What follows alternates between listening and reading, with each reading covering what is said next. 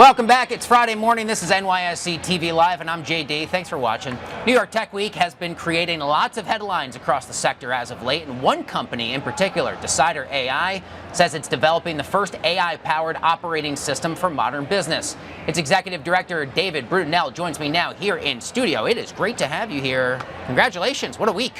What a week. Thanks for having me, JD. There's so much conversation about artificial intelligence taking jobs. Do you see that as a real threat, or is there a part of this conversation maybe we're kind of missing? How do you view that? No, it's absolutely here. Absolutely here. Like when you start to think about how AI is going to impact jobs, you first want to look at where they're going to be most disrupted, and that's probably in the space with young people going into the job force. What we're seeing, and we partner with a number of large job boards around the world, and what we're seeing is those jobs, those internships, those early jobs that students go into, they are starting to disappear and they're being replaced by AI. And I think like the world is moving quickly towards AI augmentation, which is how do we use AI to change the jobs that we already have. And it's, I wouldn't use the word threat. I think threat is probably a negative term. I think this is an evolution that will naturally go into everybody's lives. So I guess it's time to embrace it. If you are someone watching this interview who says, I've heard a lot about AI, I don't even know where to start, I've never even played with a ChatGPT or a Perplexity or a Notebook or any of these, where do you advise someone starts to become a little bit more generative AI literate? Yeah, well, I would definitely say go to the consumer platforms, go to a Perplexity, go to a ChatGPT, and start to really think about the language that you use as you start interacting with these things.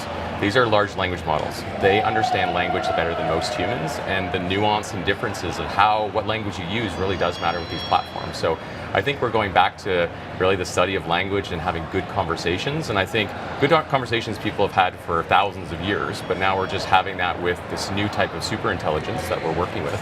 And words do matter, just like they have in the past, but that can become a really rare skill if you really have a good grasp of language. How is AI changing the way that companies hire? I mean, that's a really fascinating thing here. We just got a huge jobs report out this morning. It's a market mover. We cover that sort of data at the macro level. And aside from general tariff uncertainty, now you got the worlds of business, publicly traded companies right here at the NYSE. They're also grappling with this technology and what it means for their workforce. Yeah. Well, at Decidr, we work with SMEs, so we're right at the coalface of how businesses are starting to think about putting AI into their organizations. And I can tell you, across industry and within all the different business functions, founders, small business owners, medium-sized business owners, they are definitely thinking about how to use AI and how to put it into their organization. I think we're at what I would call like the light bulb moment with AI. So when electricity was first invented, people were thinking about, well, I have this light bulb so I can do all the things at night that I could do in the day. That really wasn't the greatest use of electricity, and we're kind of in the same place with AI. So we're putting light bulbs, we're putting AI in different parts of our business, but fundamentally AI is a horizontal technology. The wider its context, the more intelligent and wise it will become. And so where we're at is businesses are really, trying to improve their marketing communications. They're trying to implement an online sales agent. They're trying to look at bookkeeping and all these different parts. But I think the real opportunity will come soon as businesses start to embrace, AI as a horizontal piece and start to reimagine those workflows. And I think we just saw it last week with Salesforce buying Informatica. Informatica is an AI database management company.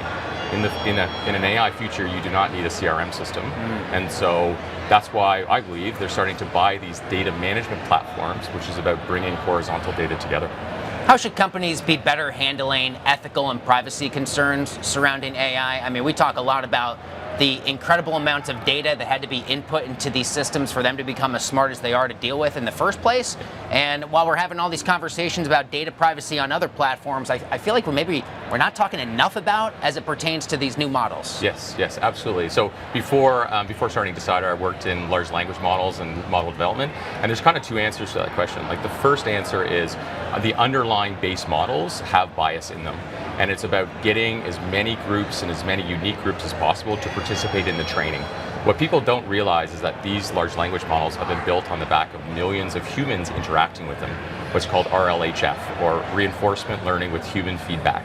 And that really is getting people to participate in AI and to help make it smarter. And the more diverse populations we get into these models, the more representative they'll be. So that's the first part. And then the second part is, how should you act from a values perspective for your business? And AI is very compliant. And every business that is thinking about putting AI in their company should be thinking about a code of conduct for their AI.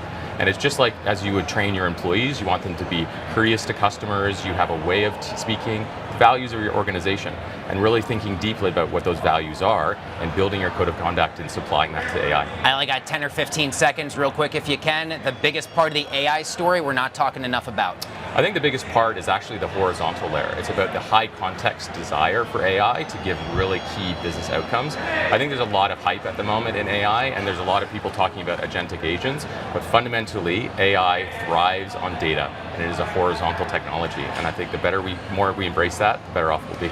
David Brudenell is the Executive Director of Decidr AI. Outstanding interview. My man, happy Friday. Thanks for being here. Thanks, JD. I got a lot smarter the last few minutes. Thanks, dude.